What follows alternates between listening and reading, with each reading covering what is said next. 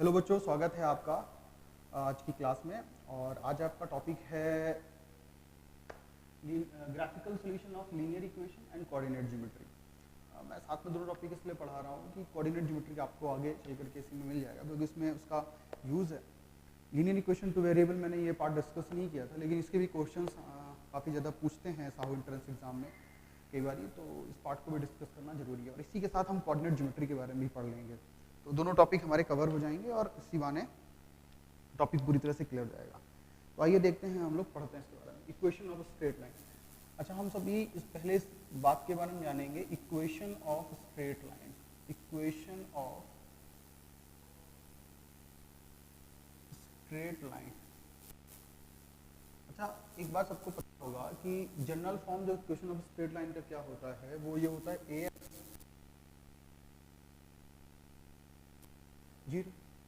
जहां पर हम ये देखते हैं कि जो ए है ना, a does not equal to zero होगा, b does not equal to zero होगा and c does not equal to zero होगा।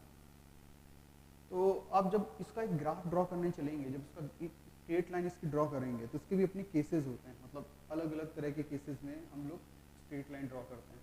कभी ए जीरो हो जाएगा, कभी बी जीरो हो जाएगा, कभी सी जीरो के इक्वल होगा। तो उन सारे केसेस को हम लोग पढ़ेंगे। तो इसमें थोड़ा सा लिखने वाला काम है, वो कर लेते हैं। It is a general equation of, ये जो है ना, it is a general equation of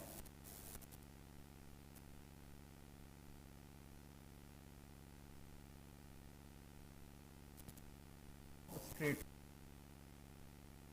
ये एक स्ट्रेट लाइन की जनरल इक्वेशन है। It is a general equation of straight line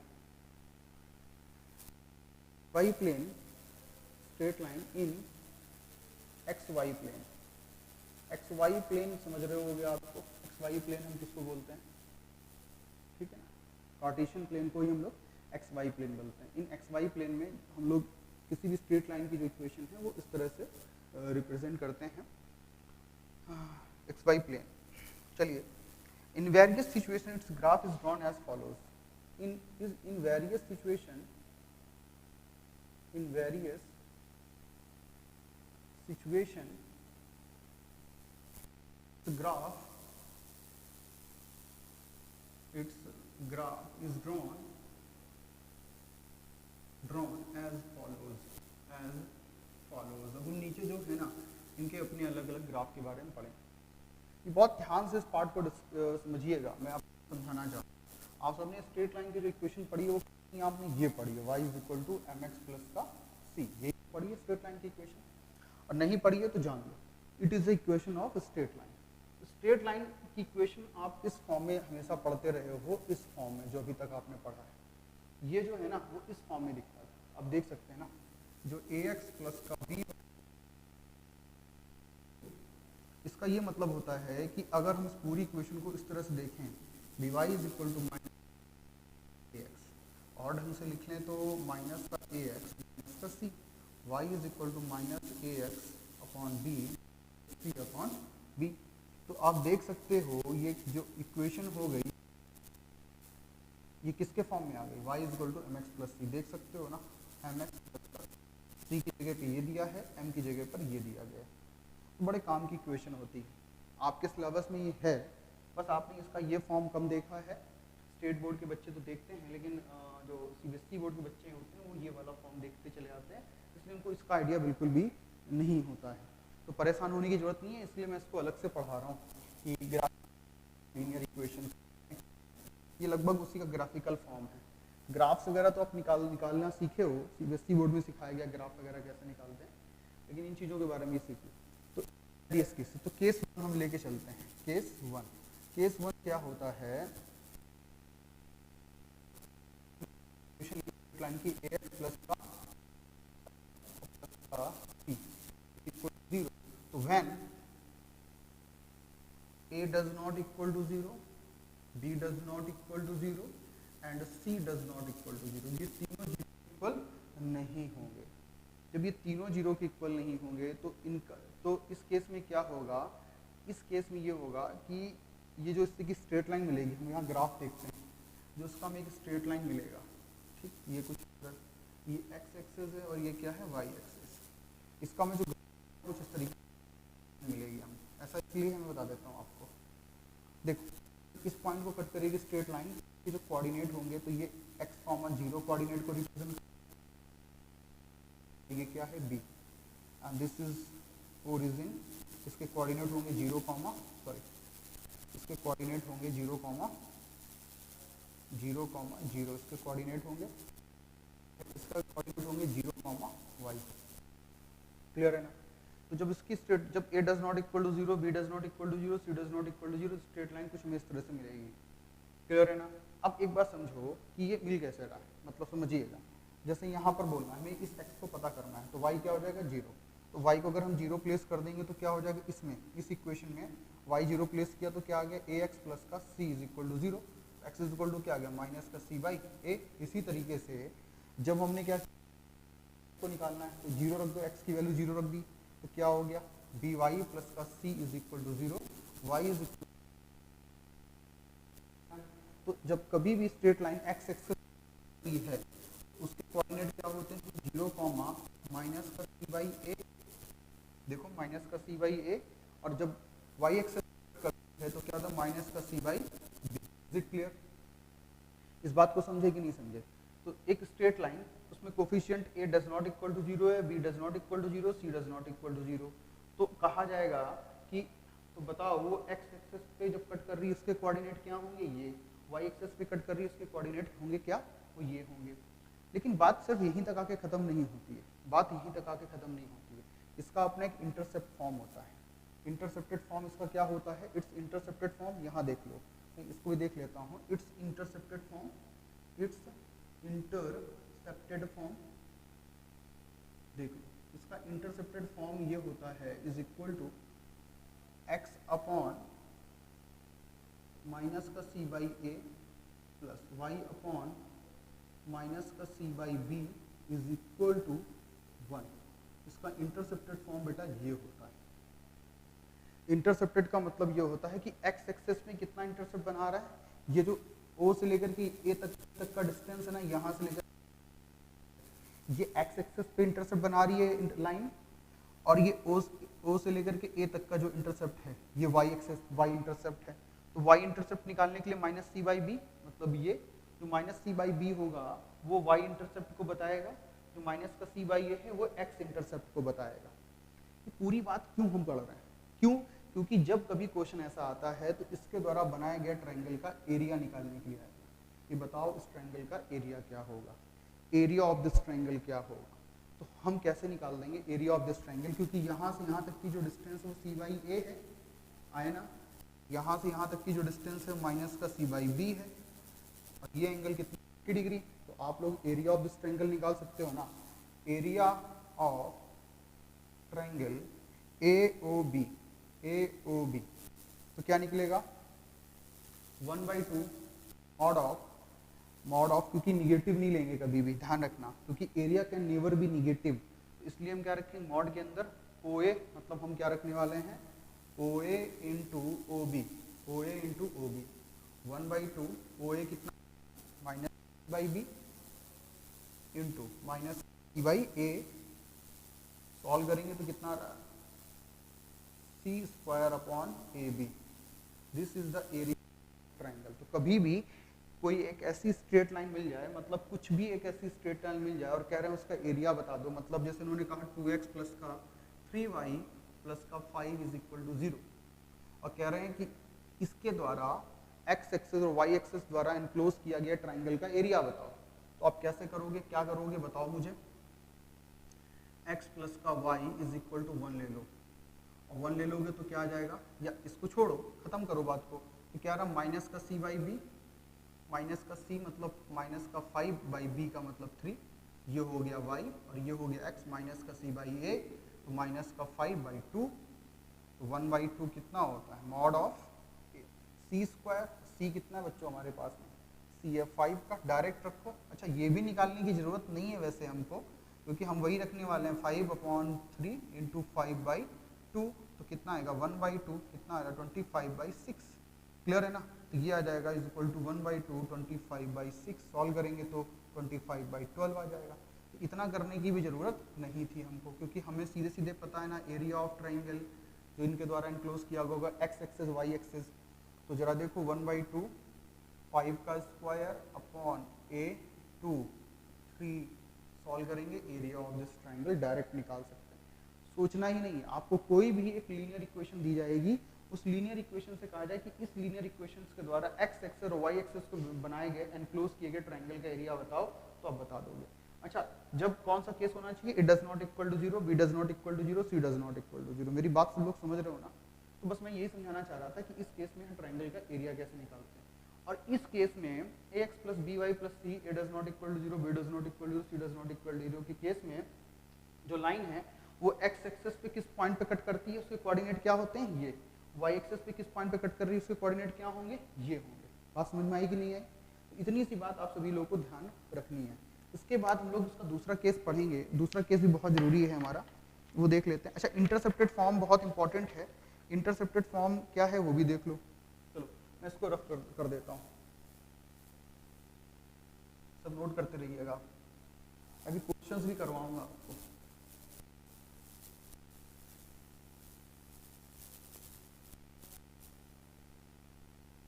देखिए, अब इसमें क्वेश्चन दूसरा केस हम लोग डिस्कस करेंगे। दूसरा केस जो हमारा केस 2, देखो थोड़ा सा स्लो जाऊंगा मैं क्योंकि ये सब आपके लिए थोड़ा सा नया हो जाता है, आप सभी लोग थोड़ा परेशान हो जाते हो कि मान लो जब इक्वेशन कि when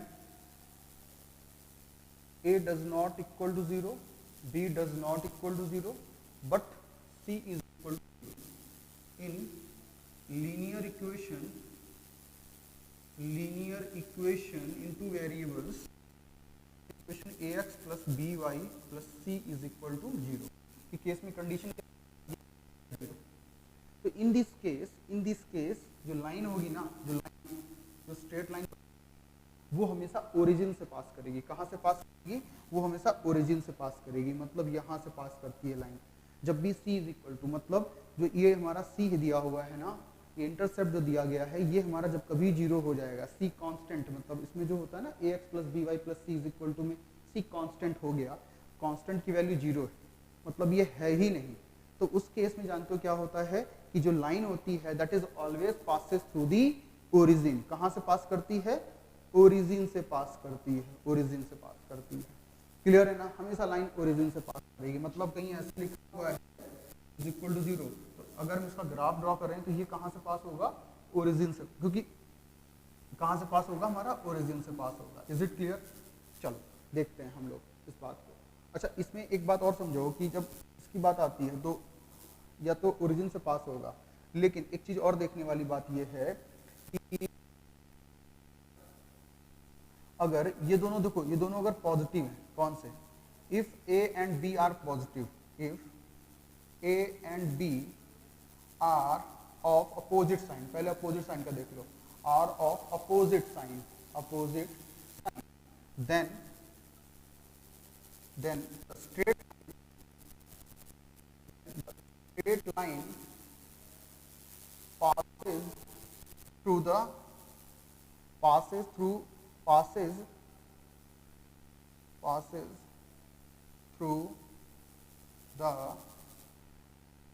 first and third quadrant, passes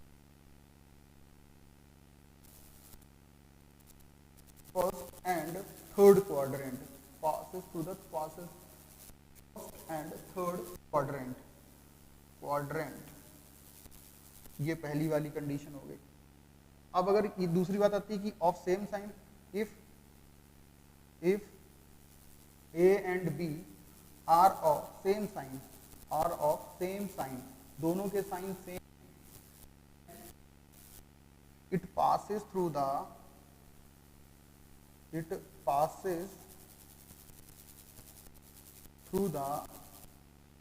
किससे पास करेगी? सेकंड एंड फोर्थ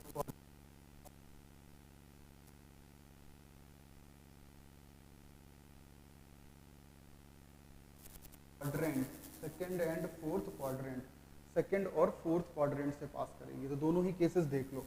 अब बल्कि हम एक एग्जांपल ले लेंगे यहाँ पे, जिससे कि आप भी समझ पाएंगे कि मैं क्या कहना चाह रहा हूँ। देखिए, तो आपको पता है ना इस केस में होने वाला क्या है? इस केस में हमेशा होगा line always passes through straight line, passes through origin, passes, ठीक है, ओरिजिन से पास। किस केस में? जब c इक्वल टू 0 होता है। इसके कुछ एग्जांपल देख लो। पहला एग्जांपल मैं ले लेता हूँ, हमारे पास 2x plus 3y, 2x plus 3y is equal to 0। तो ये दोनों सेम साइन में है ना, ये x एक्सिस है और ये y एक्सिस है और ये x एक्सिस है, ये फर्स्ट है और ये सेकंड है और ये थर्ड क्वाड्रेंट है और ये फोर्थ क्वाड्रेंट है। क्लियर है नहीं क्लियर है? ठीक है ना। तो अभी क्या करना है, दोनों सेम साइन में होंगे तो कहाँ से? सेकंड और फोर्थ में जाएंगे, सेकंड और फोर्थ में। तो कुछ स्ट्रेट लाइन हमारी कुछ इस तरह से मिल जाएगी। ये स्ट्रेट लाइन ओरिजिन से पास कर रही है, ओरिजिन से तो पास करेगी क्योंकि क्या है, c is equal to 0, but दोनों सेम साइन के हैं, 2b प्लस है 3b प्लस है, दोनों के साइन सेम है, इसलिए सेकंड और फोर्थ क्वाड्रेंट से पास करेगी। तो पहला एग्जाम्पल तो ये हो गया। दूसरा एग्जाम्पल देखो मैं ले लेता हूँ, जहाँ पे आप देखो सेकंड एग्जाम्पल मैं इस जगह ले लेता हूँ, वहाँ पे स्पेस नहीं है, पूरी बात एक में क्लियर हो जाएगी। तो मैंने यहाँ पर एक एग्जाम्पल लिया 4x minus 3y, 4x minus 3y is equal to 0। तो जब मैं इसका ग्राफ ड्रॉ करूंगा तो थोड़ा देखो, ये x एक्सिस है और ये क्या है y, ये फर्स्ट है और ये सेकंड क्वाड्रेंट है और ये थर्ड क्वाड्रेंट है, ये फोर्थ क्वाड्रेंट है। क्लियर है ना।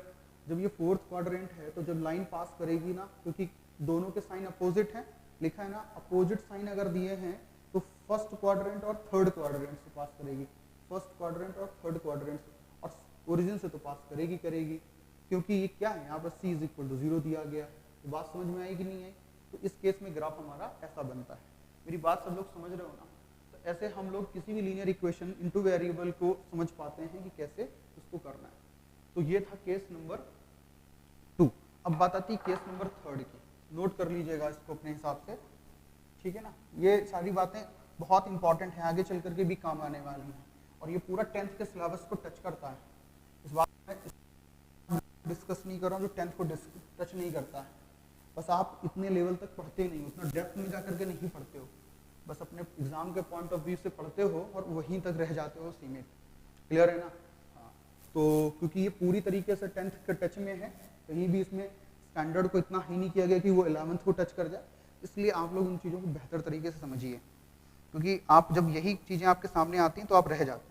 जब केस 3 आ गया, केस 3, जब when a is equal to 0 and b does not equal to 0 and c does not equal to 0. In linear equation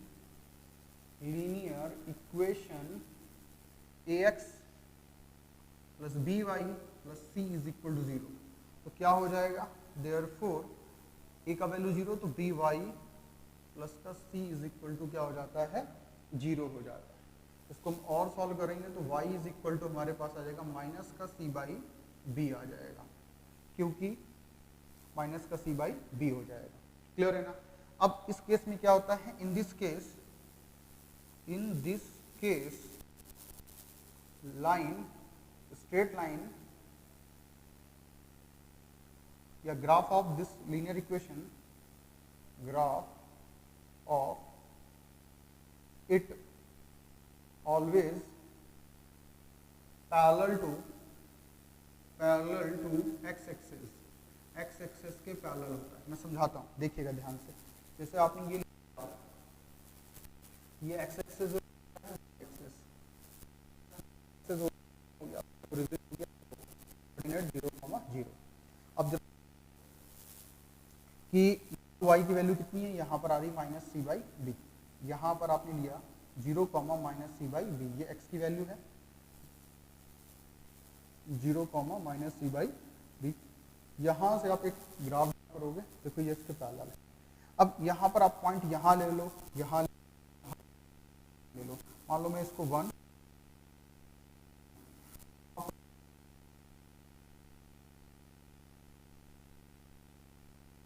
यहाँ पॉइंट लोगे तो 3, माइनस का c बाई बी, यहाँ पर पॉइंट लोगे तो 4, माइनस का c बाई बी।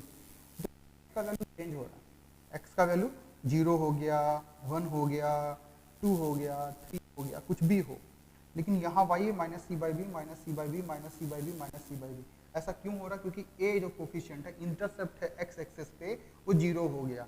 जैसे ही वो जीरो हो जाता है तो वो जो हमें ग्राफ मिलता है, कौन सा जीरो होता है? जब x का कोफिशिएंट जीरो होगा तो graph of the straight line always parallel to the x axis, always parallel to x axis. बात को दिमाग में हम रखेंगे, हमेशा इस केस में जो ग्राफ मिलता है वो हमेशा पैरेलल टू x एक्सेस मिलता है। तो चाहे 1,2 इस पॉइंट पे हो या उस पॉइंट को किसी भी पॉइंट पे बात चल रही, वो हमेशा हमको पे मिलेगा पॉइंट। Is it clear? तो ये था हमारा केस नंबर 3। उसके बाद केस नंबर हम 4 की बात जब करेंगे तो केस नंबर 4 में क्या होगा वो देख लेते हैं। केस नंबर 4, देखिए मेरी कोशिश ये है कि मैं तेजी से करवाऊं, लेकिन मुझे ऐसा लग रहा है कि जितना हमने इसमें लिखा हुआ है मतलब तो हम 2 लेक्चर पे कर पाएंगे कंप्लीट। और हम बात जब इसकी करेंगे 4th नंबर पॉइंट की, ठीक, 4th नंबर पॉइंट की जब हम बात करेंगे तो क्या होगा समझो। देखो 4th नंबर पॉइंट क्या है, तो इस केस में क्या है इन लीनियर इक्वेशन, तो इस केस में क्या इक्वल टू 0 बट 0 ये रहेगा करने के लिए। अब तीनों जीरो कर दोगे तो इक्वेशन ही नहीं रह जाएगी, खत्म हो जाएगी बात। तो वो खुराफात मत सोचो, ठीक है ना, कि जैसे आप खुराफात सोचना चाहिए, खुराफात नहीं पाएंगे, ठीक है। तो ये हो जाएगा। तो अभी इस केस में क्या हो जाएगा, इस केस में जाएगा देयरफॉर ax प्लस का तो x इज इक्वल टू क्या आएगा माइनस का c बाई a। तो in this case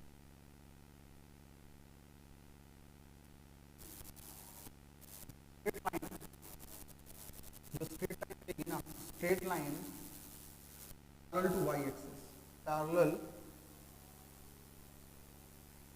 to y axis, y axis के पैरेलल मिलेंगे। क्लियर है ना? y एक्सिस के पैरेलल। ग्राफ देख लो, उसका ग्राफ बनाते हैं। ये x एक्सिस है और ये y एक्सिस है, ये ओरिजिन है वो जिसके कोऑर्डिनेट 0,0। तो मान लो x एक्सिस पे हमने मान लो ये पॉइंट हमको यहाँ ये मिल गया, इस पॉइंट के कोऑर्डिनेट क्या है 0 sorry c by A minus का c बाई ए कॉमा 0। जो ग्राफ इसके x एक्सिस के पैरेलल मिलेगा। अब चाहे आप यहाँ पे ले लो तो minus c by a comma 1 ले लो, या पॉइंट यहाँ ले लो minus c by a comma 2 ले लो, minus c by a comma 3 ले लो, minus c by a comma 4 ले लो, कैसे भी चलते जाओ। तो इस क्या हो, एक बात ध्यान से देखो, जब y का कोफिशिएंट 0 होगा तो x एक्सिस पे जब y जिसका 0 हो जाए उसी के पैरेलल मिलेगा ग्राफ। y का 0 हो गया तो y के पैरेलल ग्राफ मिलेगा, स्ट्रेट लाइन मिलेगी। x 0 हो गया तो x के पैरेलल मिलेगी। c 0 हो जाएगा तो कहीं से पैरेलल नहीं होगी, वो ओरिजिन से जाएगी, ठीक है ना। वो किससे जाएगी? ओरिजिन से जाएगी। क्लियर है नहीं क्लियर है? तो ये जो 4 केसेस हमारे हैं उन चारों केसेस को हम लोग पढ़ेंगे। पहला वाला केस मैंने आपको बता दिया था, जब कोई 0 नहीं होगा सारे तो इंटरसेप्टेड फॉर्म बनेगा, उससे जो हमारी स्ट्रेट लाइन होगी वो x एक्सिस और y एक्सिस के साथ में, x एक्सिस और y एक्सिस के साथ में एक ट्राइंगल एनक्लोज करेगी। तो एग्जाम में उसी ट्राइंगल का एरिया फाइंड करने के लिए आ जाता है। क्लियर है ना? तो कैसे निकालते हैं एरिया, 1/2 ब्रैकेट के अंदर c स्क्वायर अपॉन AB, ये वाला फॉर्मूला अप्लाई कर देंगे। इस केस में आपका क्या निकल आएगा, इसका एरिया निकल आएगा। इज इट क्लियर ना? तो ये था हमारा स्ट्रेट लाइन के केसेस, 4 केसेस होंगे। जब कोफिशिएंट में कुछ चेंजमेंट करेंगे तो हम लोग यहाँ पे आते हैं। अब हम लोग जो डिस्कस करने जा रहे हैं वो करने आ रहे हैं area of triangle form by straight lines. अब हमें एरिया ऑफ ट्रायंगल निकालने हैं, जिन पे क्वेश्चन साहू जो है ना हमेशा इन्हीं क्वेश्चंस निकाल के देता है। कैसे? आइए देखो मैं ये बात बिल्कुल नहीं कह रहा हूँ कि आप लोग सिर्फ इसके भरोसे रहें। आपके पास में 10th का जो सिलेबस है उसके बेसिक क्वेश्चंस भी जो आपने अपने बोर्ड एग्जाम्स के लिए तैयार किए हैं उनकी भी अच्छी तैयारी करते रहिए। Word problem, linear equation two variables के और जो इक्वेशंस होती हैं वो भी करते रहिए। यहाँ हम वो पार्ट डिस्कस करने की कोशिश कर रहे हैं कि जो आपने बोर्ड पे डिस्कस नहीं किया, बोर्ड के सिलेबस में आपने पढ़ा है उसको थोड़ा लाइटली फटाफट करवा दिया, और उसके बाद हम लोग कुछ और पॉइंट्स भी डिस्कस कर रहे हैं जहाँ से वो क्वेश्चंस आपको बनाने की संभावनाएं ज़्यादा रहती हैं। लेकिन इसका ये बिल्कुल मतलब नहीं है कि नहीं आप उन बेसिक क्वेश्चंस को बिल्कुल भी इग्नोर कर दें, उनको भी प्रैक्टिस करके जाइएगा, क्योंकि एग्जामिनर है कब कैसा क्वेश्चन रखने वाला है किस जगह पर, इसके लिए हम बस सिर्फ एक इमेजिनेशन कर सकते हैं, एग्जैक्ट नहीं कर सकते हैं। तो जब आप पूरा पढ़ के जा रहे हैं, ये वाला लेक्चर भी प्लस अपनी तैयारी के साथ भी जा रहे हैं, तो तो आपकी तैयारी एक तरीके से मानिए 99% है, मैं 100% तो नहीं बोलूँगा लेकिन 99% है, और आपके बहुत सारे चांसेस होंगे एग्जाम में अच्छे मार्क्स के साथ में क्रैक करने के। क्लियर है ना? कुछ अब हम लोग जो नेक्स्ट डिस्कस करने जा रहे हैं वो डिस्कस करने जा रहे हैं area of triangle form by straight lines. अब नेक्स्ट जो हमारा पार्ट है वो है area of triangle, area of triangle form by straight line, area of triangle form by straight line. तो जब हम लोग पहली बात करेंगे तो पहला केस वही वाला है जो मैंने अभी डिस्कस कर दिया। पहला केस ये है कि जब हम लोग इसकी बात करेंगे area of triangle form by straight line ax plus b, तो पहला केस जो हमारा केस वन जो हमारा बनता है, तो area of triangle formed by straight line ax plus by plus c is equal to 0, does not equal to 0, b does not equal to 0, c does not equal to 0। समझ रहे हो ना? इस केस में क्या होता है, विद कोऑर्डिनेट एक्सेस, तो straight line with coordinate axes, तो जो एरिया ऑफ ट्रायंगल फॉर्म्ड होता है with straight line not equal 0 with coordinate access. मैंने आपको पहले ही केस में जब पढ़ाया तो मैंने वहां पर यही बात आपको सबसे पहले बताई कि ये जो कोऑर्डिनेट एक्सेस के साथ में बनाया गया ट्रायंगल विद कोऑर्डिनेट एक्सेस, तो is equal to formula c square upon a b. कैसे होता है, एक्सप्लेनेशन क्या है, ज्यादा देखो एक्सप्लेनेशन पे मैं ज्यादा फोकस नहीं कर पाऊंगा क्योंकि हमें सारी बातें डिस्कस करनी है। तो फॉर्मूलों पे फोकस करो, कंसेप्ट पे फोकस करो, क्वेश्चन पे फोकस करो, ठीक है ना? बहुत कम ब्रीफली हर चीज को डिस्कस किया जा रहा है ताकि आपका काम चल जाए, क्वेश्चन हो जाए, आएगा नहीं आएगा। क्लियर है ना? चल, क्यूरियोसिटी तो हो जाए, जानता हूँ कि दिमाग में चलता है। इसके बाद area of triangle form by two straight line, तो दूसरा केस बनता है कि formed by area of triangle form straight lines, तो स्ट्रेट लाइन के द्वारा फॉर्म किए गए ट्रायंगल का एरिया निकालो। तो आइदर विद एक्स एक्सेस और विद वाई एक्सेस। के साथ में और एक केस लग रहा है, तो मतलब x axis, either with x axis होगा ना, विद वाई एक्सेस। कुछ इस तरीके से दो स्ट्रेट लाइन, तो ये एक्स एक्सेस के साथ में ट्रायंगल, और मान लो कि इसी देखो ये देखो वाई एक्सेस के साथ में ट्रायंगल बना रहा है ना। क्लियर है नहीं क्लियर है? बस एक चीज समझाना चाहता था। दो स्ट्रेट लाइंस आपको दी जाएंगी और दो स्ट्रेट लाइन के केसेस में आपको बनेंगे, या तो वो एक्स एक्सेस वाई एक्सेस के साथ ट्रायंगल बनाएगा। इन दोनों ही केसेस के लिए हम लोग पढ़ेंगे क्वेश्चन, हम लोग इसको समझेंगे। तो सबसे पहले आप ये वाला केस समझ लो कि जैसे हम दो स्ट्रेट लाइंस लेके चल रहे हैं, हम दो स्ट्रेट लाइंस लेके चल रहे हैं। एक सेकंड रुकिएगा, तो मैं ऊपर वाला पार्ट रफ कर देता हूँ, स्पेस थोड़ा मिल जाएगा। देखिए फटाफट देखिए, बड़े कंसेप्ट हैं, जब समझेंगे तो आप बिल्कुल कहेंगे कि हाँ सर ये चीज हो गई हमारी। देख, जब बात आती है विद एक्स एक्सेस, हम पहले डालें with x axis, with x axis डालना है, ठीक है ना? इसकी बात कर रहे हैं। देख समझिए, ये वाई एक्सेस है और ये एक्स एक्सेस। मान लो मैंने एक स्ट्रेट लाइन ऐसे ड्रॉ करी, ये स्ट्रेट लाइन है, यहाँ पर है, दूसरी स्ट्रेट मैंने ड्रॉ करी, वो उसका कोऑर्डिनेट ये है, और ये पॉइंट एक दूसरे को इंटरसेक्ट कर रही है। मान लो एक्स कॉमा वाई पे इंटरसेक्ट कर रही है, पी कॉमा क्यू पे इंटरसेक्ट कर रही है। पी कॉमा क्यू दोनों स्मॉल लेटर्स हैं, पी कॉमा क्यू पे इंटरसेक्ट कर रही है। आपको पता होना चाहिए, दो लाइनें जब होती ना, a1x प्लस b1y प्लस का c1 is equal to 0, a2x plus b2y plus c2 is equal to 0। जैसे मेरी एक आदत भी है ना, मैं बहुत ज़्यादा स्ट्रेट चीज़ें नहीं बता पाता हूँ कि मैं तुमको बस डायरेक्ट बता दिया हाँ ठीक है, मेरे अंदर खुद खुजली रहती है कि नहीं यार थोड़ा और बता दूँ कि बच्चा सोचे, कम से कम एटलीस्ट उसका दिमाग चल जाए कि चीज़ हुई क्यों है, ज़बरदस्ती वाली चीज़ें ना हो जाए। तो आप ये बताओ, मैंने आपको बताया था ना ये बात कि जब इसको हम सॉल्व करते हैं तो x अगर a1 upon a2 does not equal to b1 upon b2 होता है, तो एक यूनिक सोल्यूशन होता है। क्या होता है? क्लियर है ना? तो जब दो लाइनें इंटरसेक्ट कर रही है ना, याद आ गया ना, जब दो लाइनें इंटरसेक्ट कर रही हैं तो एक यूनिक सोल्यूशन का मतलब वो दोनों एक दूसरे को किसी एक पॉइंट पे कट कर रही हैं, कट कर रही है, वही उसका सोल्यूशन होता है P, Q। मतलब यही x, y की वैल्यू है। तो एक पॉइंट तो ये मिल गया, एक पॉइंट x के साथ मिल गया, एक y, दो पॉइंट कहाँ मिल गए? x एक्सेस और x एक्सेस मिल गए।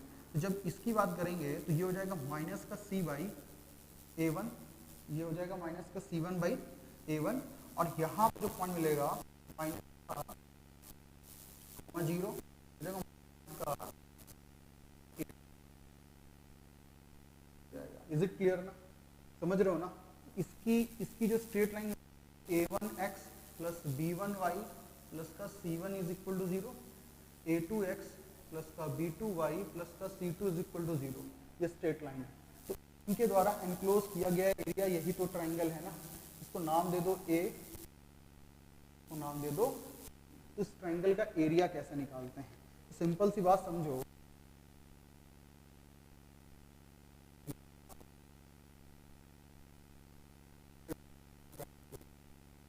और मैं इसका पूरे का क्या निकालना है? एरिया निकालना है, area of this triangle.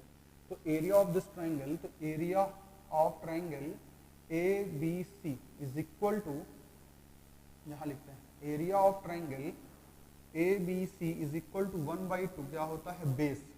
Base हो गया बी सी इंटू हाइट क्या होगी? A L. बेटा आपको पता होना चाहिए ए एल मतलब कुछ इस तरीके से ध्यान दो जरा,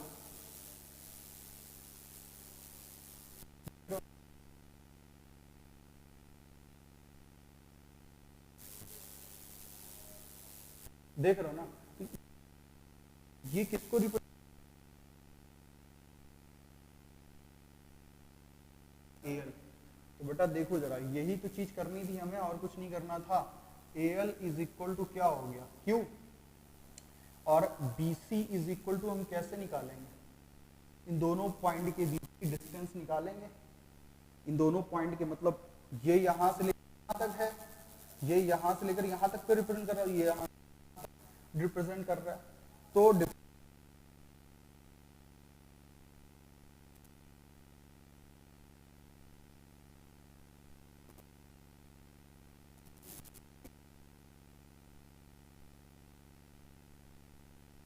हम BC रख सकते हैं। तो कुल मिलाकर के हम ये कह सकते हैं कि area of triangle ABC is equal to, ध्यान से देखिएगा, 1/2 ब्रैकेट डिफरेंस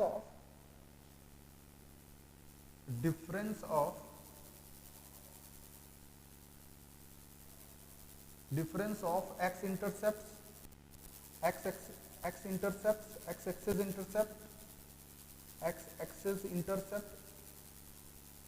इंटू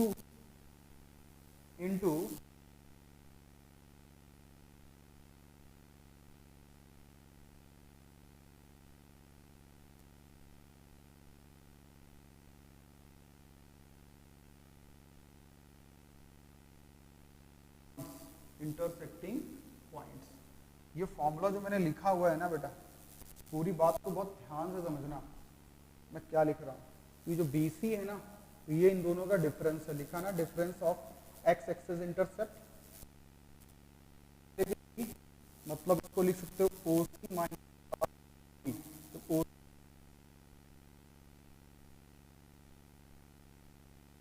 देख रहे हो ना ऊपर ये कहानी, तो यही कहानी है। Is it clear? यहां से यहां डिस्टेंस क्या आ गया? -C1/A1। तो difference of x axis intercept और y coordinates of intersecting point क्या? A। इसका y कोऑर्डिनेट लोगे तो वही परपेंडिकुलर डिस्टेंस होगा ना। Is it clear? इस तरीके के केस में जब भी x एक्सेस बनाएगा तो कुछ इस तरीके से फॉर्मूला हम लोग यूज करेंगे। इस फॉर्मूले को दिमाग में रख के चलो, नोट कर लो। ना समझ में आए इसको फिर से रोको, फॉरवर्ड बैकवर्ड करो और फिर से समझो पूरी बात को। क्लियर है ना? मैं आगे चलता हूँ। इसके बाद रब कर दिया जाए इसको। चलिए देखो, थोड़ा सा लग रहा होगा, ये आपके लिए नया होगा, लेकिन पूरी कोशिश भी है कि तेजी के साथ समझा दूं मैं, क्योंकि बहुत ज़्यादा चीज़ें डिस्कस करने के लिए हैं हमारे पास में। ठीक है ना?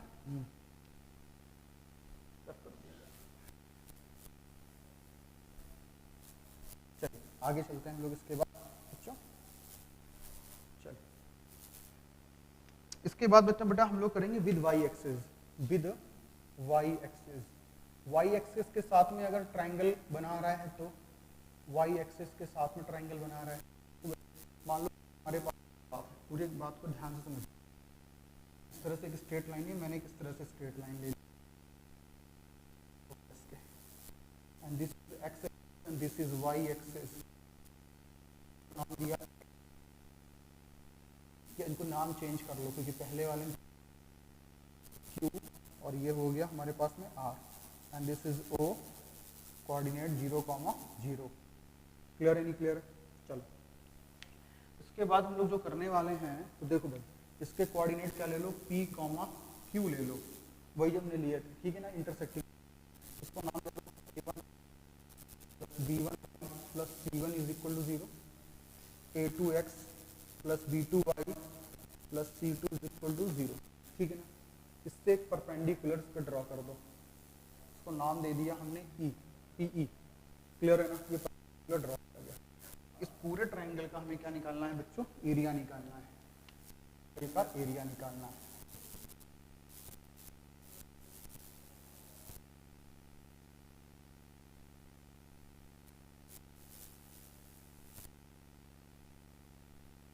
ठीक है ना, इस ट्रायंगल का क्या निकालना है बच्चों, एरिया निकालना है।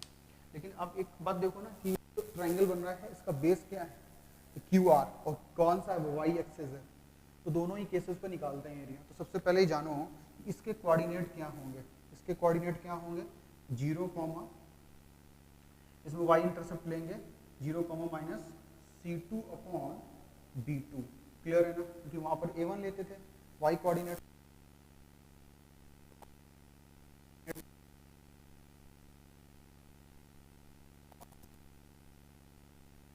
हमारे पास B पॉइंट,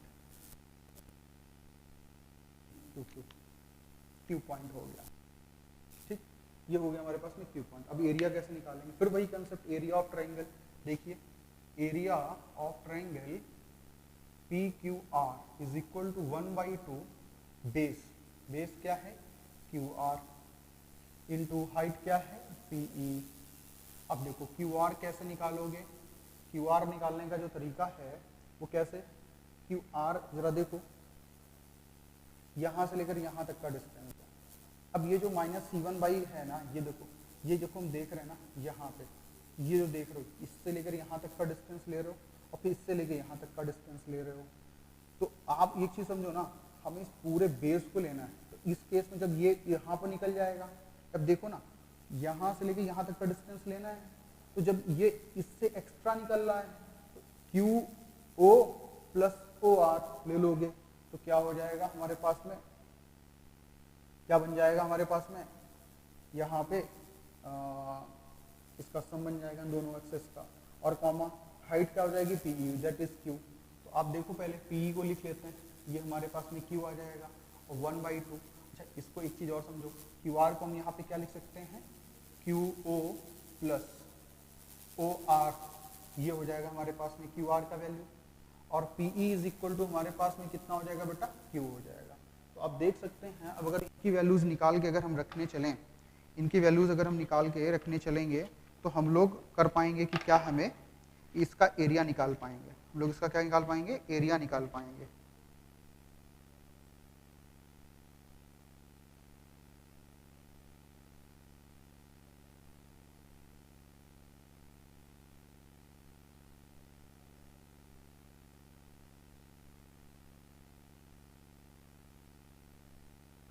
इसका हम क्या निकाल पाएंगे, एरिया निकाल पाएंगे, ठीक है। तो बस इसमें भी वही फॉर्मूला अप्लाई कर देंगे कि area of triangle PQR is equal to, और ये क्या है हमारे पास में, ये है हमारा intersecting point of two lines, या y x coordinate, x coordinate of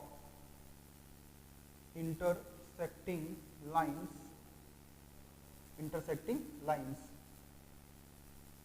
x coordinate of intersecting point, intersecting point of two lines,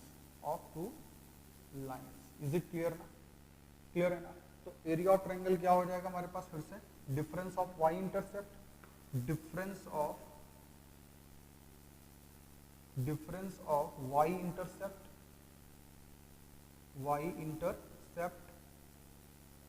difference of y intercept into, अच्छा यहाँ 1/2 लगा दो, इनटू क्या है वही x coordinate of intersecting point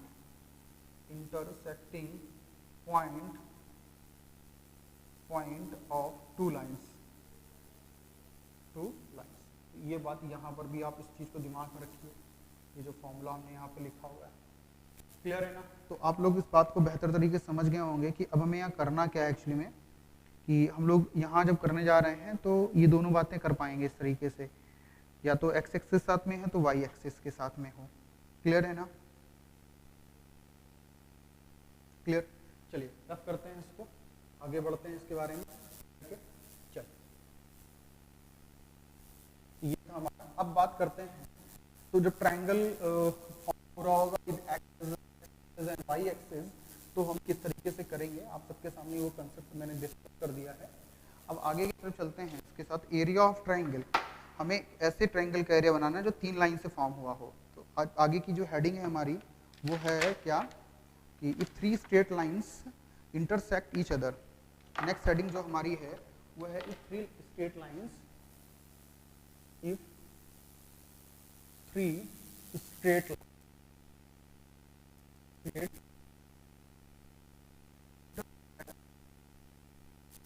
to each other,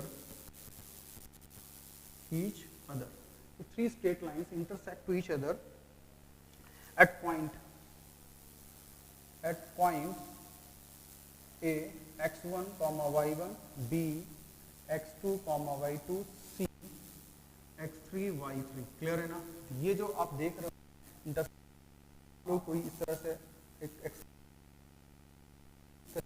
straight lines intersect कर रही हैं, ये स्ट्रेट लाइंस 3 स्ट्रेट लाइंस मैं लेके चल रहा हूँ यहाँ पर, क्लियर है ना।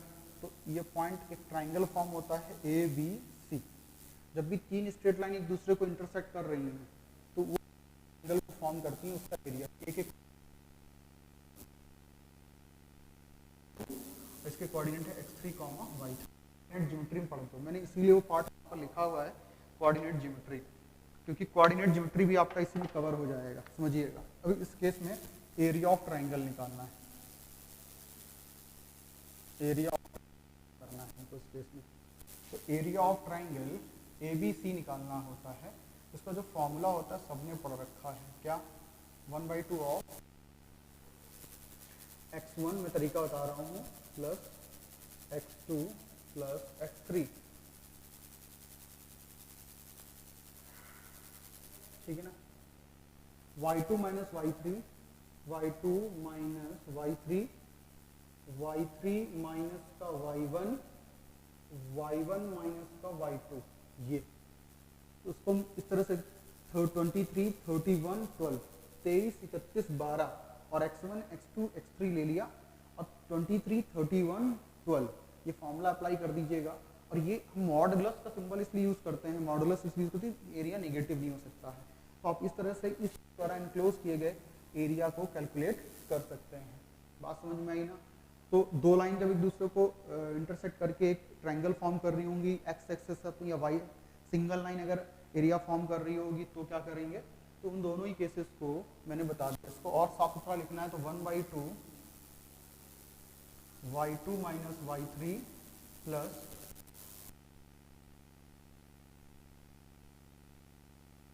y1 माइनस का y2 बनेगा हमारे पास में, क्लियर है ना। Area of triangle ABC। तो ये 3 लाइन एक दूसरे को अगर एक दूसरे को इंटरसेक्ट कर रही है तो इस तरह से ट्रायंगल फॉर्म होगा, उनके कोऑर्डिनेट्स हम लोग इस तरह बनाएंगे। इसका अपना फॉर्मूलों का प्रूवमेंट है, वो अब रेगुलर क्लासेस में देखेंगे, ठीक है ना। ये था आज के लिए इतना, और उसके बाद अभी और भी चीज़ें डिस्कस करने के लिए। तो अभी तक हमने एरिया,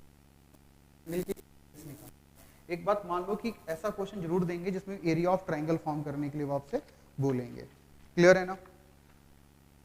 इसके बाद हम लोग बात करेंगे कि एरिया ऑफ ट्रेपेजियम के बारे में बात करेंगे। अच्छा, इसके साथ साथ अभी स्लोप ऑफ लाइन भी देख लो।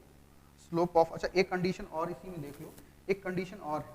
इसी केस में कंडीशन ये है कि if x1 y2 minus y3 plus x2 y3 minus y1 plus x3 y1 minus y2 is equal to 0, अगर ये कैलकुलेट करना 0 आ रहा है, देन ये तीनों पॉइंट होंगे ना, जिन तीनों पॉइंट के कोऑर्डिनेट्स हैं, they will lie in a straight line, मतलब all those points are collinear. Then the three points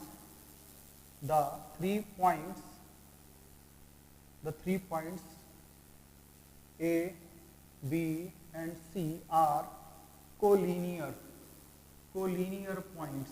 collinear points का मतलब होता है कि वो तीनों पॉइंट मतलब A, B and C straight line पर लाई कर रहे हैं। याद रखना, ये भी सब कोऑर्डिनेट ज्योमेट्री में आपको बताया जाता है। तीसरे, और इसमें जो नेक्स्ट पार्ट हम डिस्कस करने हैं, slope of line. Slope of line ये स्टेट बोर्ड में है, चांसेस बहुत हैं, हाथ डिस्कस कर देता हूँ। स्लोप ऑफ लाइन क्या है? If a straight line makes angle theta, if straight line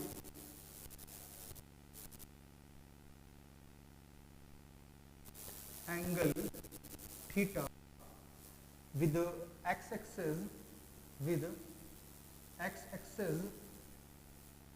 in anti-clockwise direction, with x-axis in positive direction,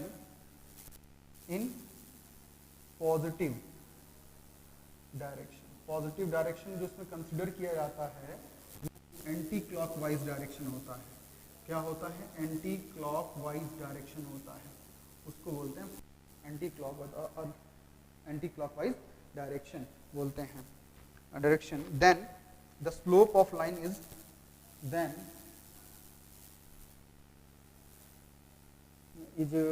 positive direction.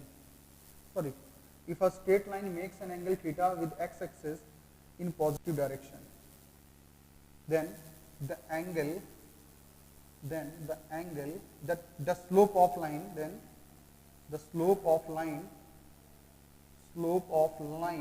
is tan theta। देख सकते हो, मान लो मैंने ये लिया, एक स्ट्रेट लाइन है, ये जो एंगल जा रहा है मतलब ये जा रहा है एंटी क्लॉकवाइज, तो ये जो एंगल होगा ना, ये स्लोप बताएगा tan थीटा। क्लियर है ना? ये tan थीटा को स्लोप रिप्रेजेंट करता है। तो ये हो गया हमारे पास में स्लोप ऑफ लाइन हो गया।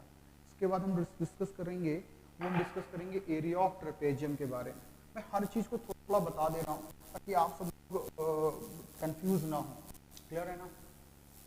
चलिए बात आती है स्लोप ऑफ लाइन के बाद एरिया ऑफ ट्रेपेजियम के बारे में, between two parallel lines. Trapezium between two parallel lines। तो अब क्या होता है कि जब दो पैरेलल लाइन हैं तो वो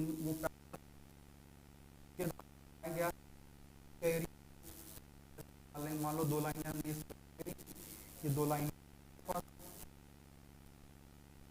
this is B and this is C and this is D। ये पॉइंट O है, इसके कोऑर्डिनेट 0, 0 है, and this is x axis, this is y axis. अब जो ट्रेपेजियम देख रहे हो ना, ये जो ट्रेपेजियम देख रहे हो, जो ट्रेपेजियम आप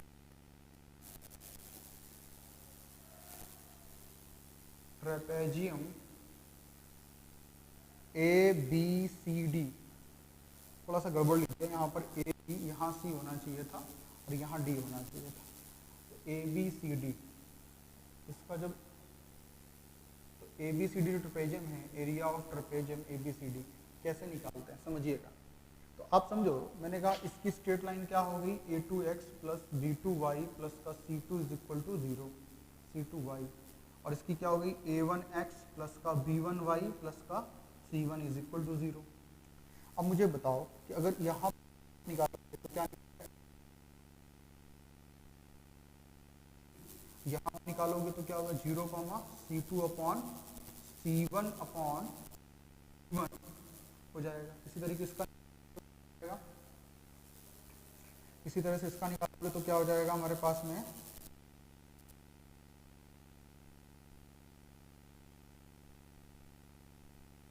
निकालोगे तो क्या हो जाएगा C2 upon sorry 0 upon V2।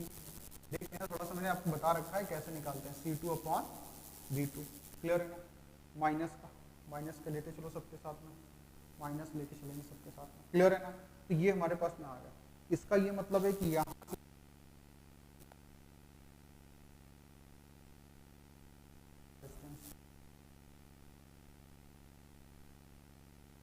यहाँ तक का डिस्टेंस क्या, इस तरीके से इस पॉइंट तक का डिस्टेंस इसमें ये किए। आप देख सकते हो यहाँ से लेके यहाँ तक क्या C1 अपॉन V1। इसी तरीके से इस पॉइंट से यहाँ तक का distance minus C2 upon V2। Clear है ना। ये डिस्टेंस है। तो एरिया ऑफ ट्रेपेजियम निकालना है। तो सिंपल सी बात है, छोटे ट्राइंगल का area of triangle COD minus area of triangle AOB। ये पॉइंट जो है ना, ये बेटा O पॉइंट क्या है, ये O point area of triangle. तो इसको क्या लिख सकते हो 1/2 मॉड के अंदर ट्राइंगल का एरिया निकालना है इसके साथ में। तो आपको याद होगा, आप निकालते हो ना कैसे, C² अपॉन AB मतलब A1 B1 minus 1/2 of C1 का स्क्वायर सॉरी C2 का स्क्वायर अपॉन A2 B2। तो सॉल्व कर दोगे आंसर आ जाएगा। तो 1/2 कॉमन ले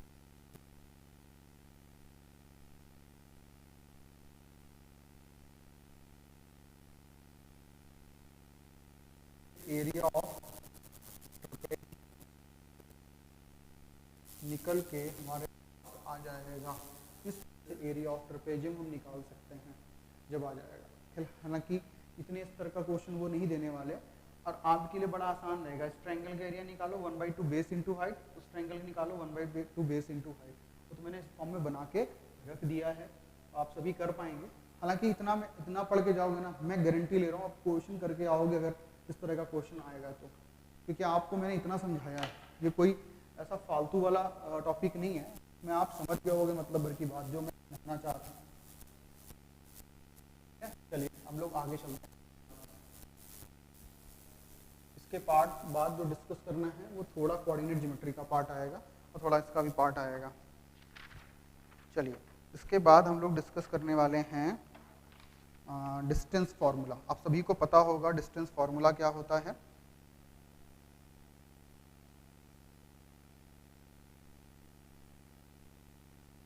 चलिए अब हम कुछ इंपॉर्टेंट पॉइंट्स कोऑर्डिनेट ज्योमेट्री के बारे में पढ़ने जा रहे हैं। Some important points regarding coordinate geometry, some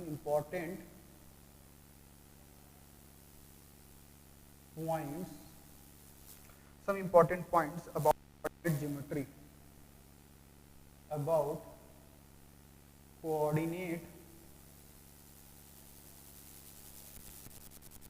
geometry, ठीक है, about coordinate geometry regarding straight line, regarding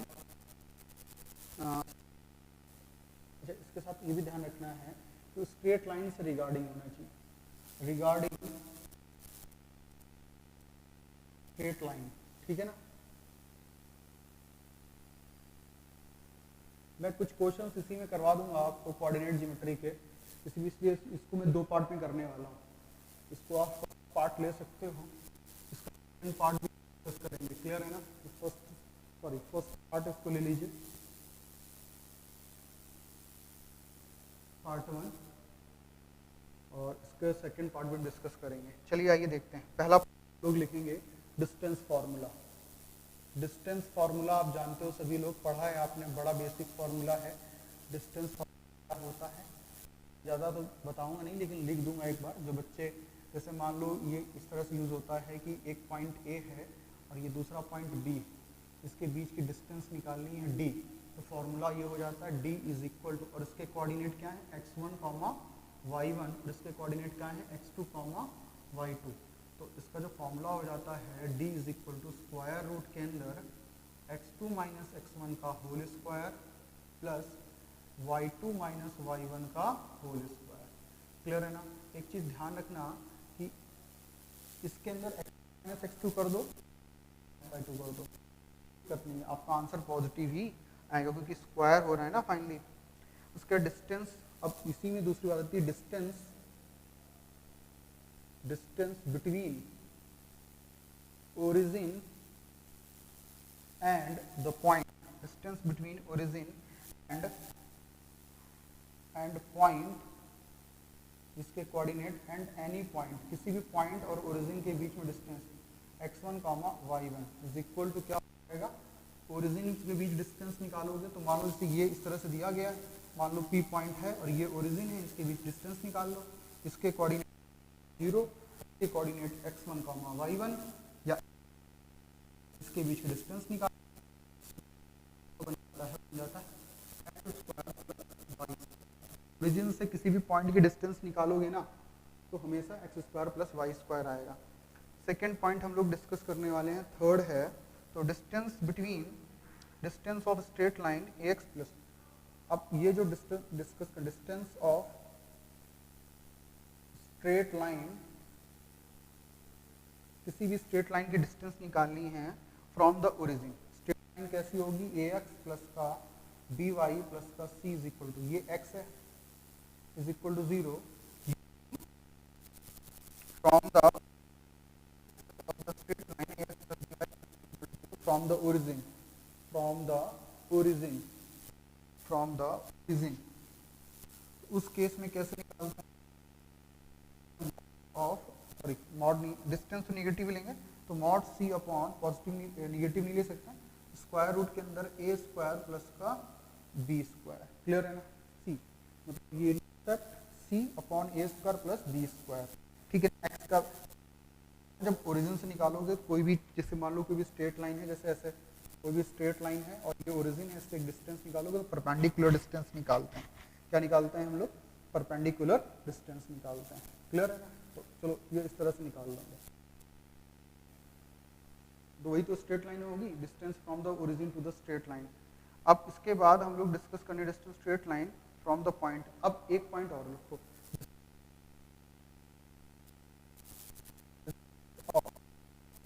straight line मतलब स्ट्रेट लाइन ax प्लस का by प्लस का c is equal to 0 from the point x1, y1 clear है ना, x1, y1। तो अब इस केस में डिस्टेंस जो निकालते हैं बच्चों, वो कैसे निकालते हैं उसको देख लो, मॉड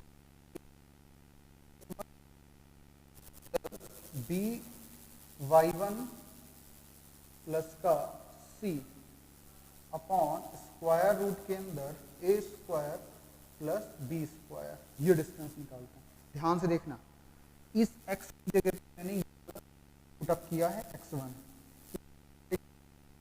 पुट अप किया है y1 और c तो कांस्टेंट होता है और a² और b² भी कांस्टेंट होते हैं। तो जो निकालोगे वो डिस्टेंस ऑफ स्ट्रेट लाइन निकलेगी किसी भी पॉइंट से। मतलब समझो जैसे मैंने ये लिया, एक स्ट्रेट लाइन कुछ इस तरह ड्रॉ की, मैंने कहा ये पॉइंट ले लिया मैंने a, इस पॉइंट से इसकी डिस्टेंस निकालो। क्लियर है ना? इस पॉइंट से इसकी डिस्टेंस तो परपेंडिकुलर होती है। क्लियर है ना? तो इस तरह से इसकी डिस्टेंस निकाल सकते हैं। तो बात समझ में आ रही है? ये थोड़ा सा पार्ट मैंने डिस्कस कर दिया है एडवांस लेवल का, तो इसलिए कंफ्यूज मत होइएगा। अब इसके बाद इतना पार्ट नोट कर लो, फिर हम आगे चलते हैं। इसके बाद ये थोड़ा लंबी वीडियो होने वाला है हमारा। तो इसके बाद जो हम डिस्कस करने वाले हैं बच्चों, वो हम डिस्कस करने वाले हैं जब कोई भी पॉइंट सेक्शन फार्मूला को बोलते हैं, सेक्शन फार्मूला के नाम से पढ़ा हमने कोऑर्डिनेट ज्योमेट्री में। तो ये पूरा पार्ट कोऑर्डिनेट ही रिलेट करता है, इसलिए इसमें दोनों नाम डाल दिए मैंने, कोऑर्डिनेट ज्योमेट्री। ठीक है ना? चलिए आगे आते हैं, हम लोग इसके साथ में पढ़ते हैं क्या, कि मान लो कोई P पॉइंट है, इफ पॉइंट P, चलो अब नेक्स्ट पॉइंट देखो, if point P divides the line segment joined if point P divides line segment joining the points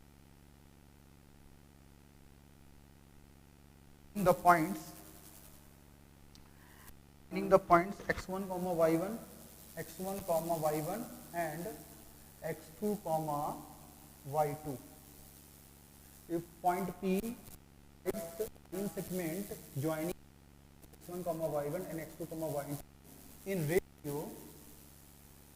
ratio m is to n internally, in ratio m is to n internally जब internally divide करें तब क्या करना है, देखो भाई, तो when the coordinates of the point then the coordinates of the point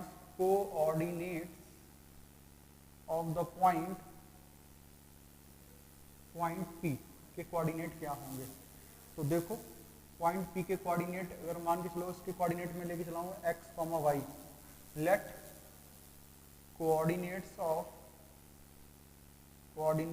of point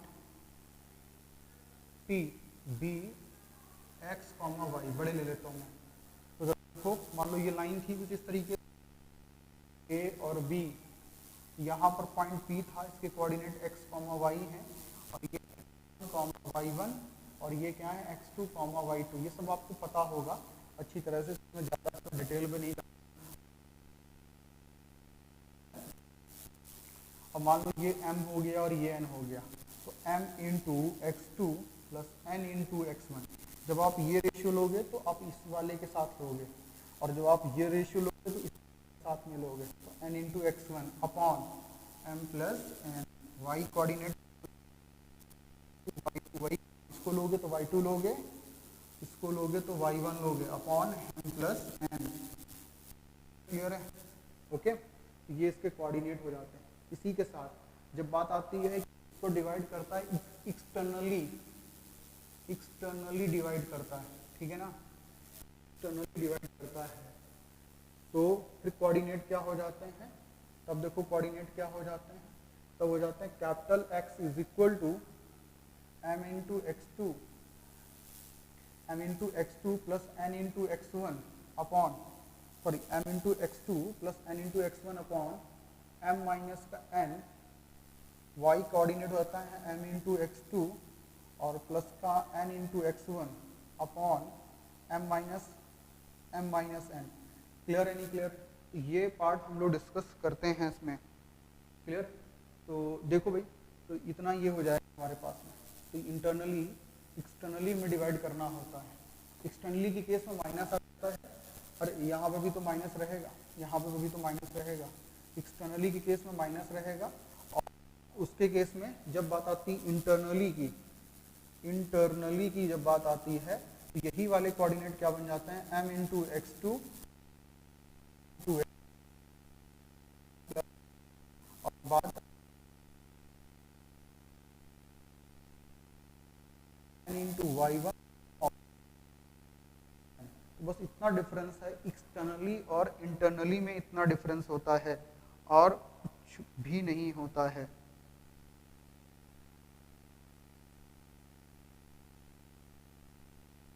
okay बच्चों, बात समझ में आई या नहीं आई आप सभी के, तो आप सभी आई होप इन चीज़ों को समझ रहे होंगे, कैसे करना है कैसे नहीं करना है।